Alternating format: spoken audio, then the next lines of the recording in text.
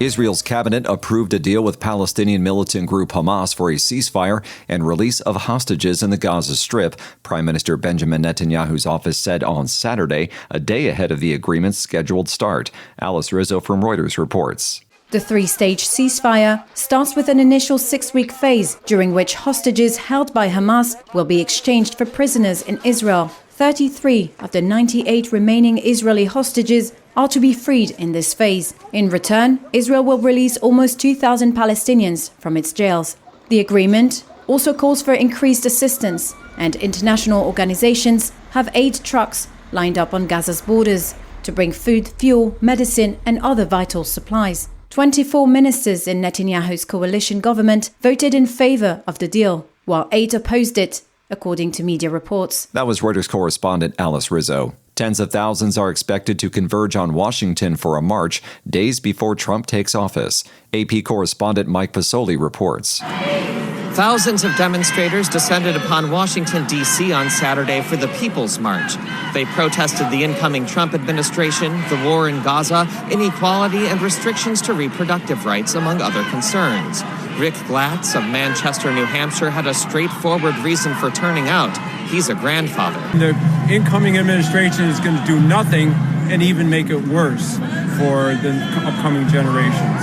Jill Parrish came to Washington from Austin, Texas. I had tickets to come up for Kamala Harris's inauguration, and when she didn't win, I decided to come up and participate in this march. The demonstrators gathered together before marching to the Lincoln Memorial on the National Mall. In Washington, D.C., I'm Mike Pasoli. This is VOA News.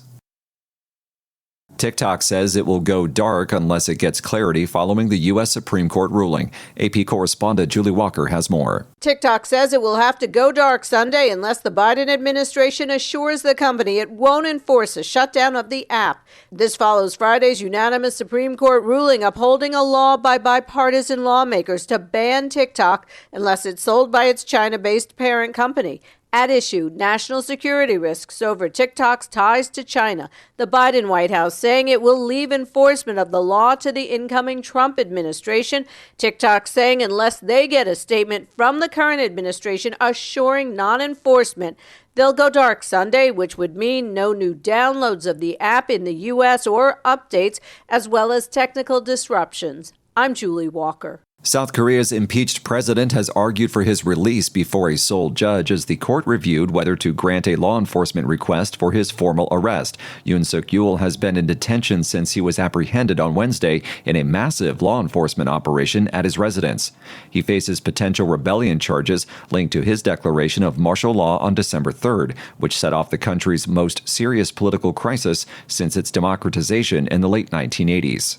An Indian volunteer was convicted on Saturday of the rape and murder of a junior doctor at a hospital in the eastern city of Calcutta in the speedy trial of a crime that sparked national outrage over a lack of safety for women. Reuters correspondent Lauren Anthony reports. The woman's body was found in a classroom at the state-run RG Carr Medical College and Hospital on August 9th of last year. There was heavy security outside the court as the defendant, Sanjay Roy, arrived for the verdict. Roy said in November he was, quote, completely innocent and was being framed. He reiterated this in court on Saturday. I have not done this, he said. Roy's lawyers could not immediately be reached for comment on the verdict. During the trial, India's federal police described the crime as, quote, rarest of rare. The trial began in November and was fast-tracked to conclude swiftly, according to court sources. The officer heading the local police station at the time of the crime and the then head of the hospital have also been charged with destruction of the crime scene and tampering with evidence. That was Reuters correspondent Lauren Anthony. Nigeria's emergency response agency said at least 70 people have been killed in north-central Nigeria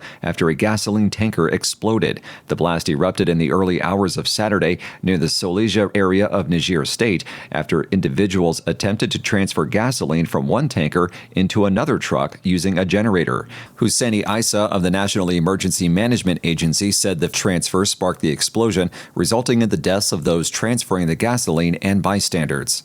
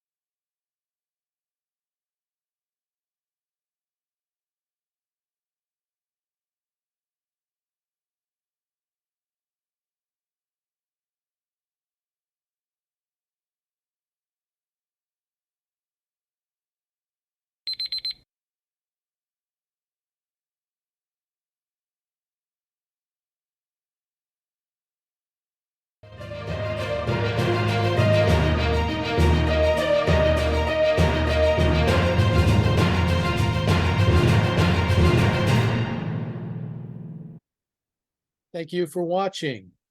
Can you do me a favor? Please leave a comment in the comment section below. That would really help. Thank you, and see you again soon.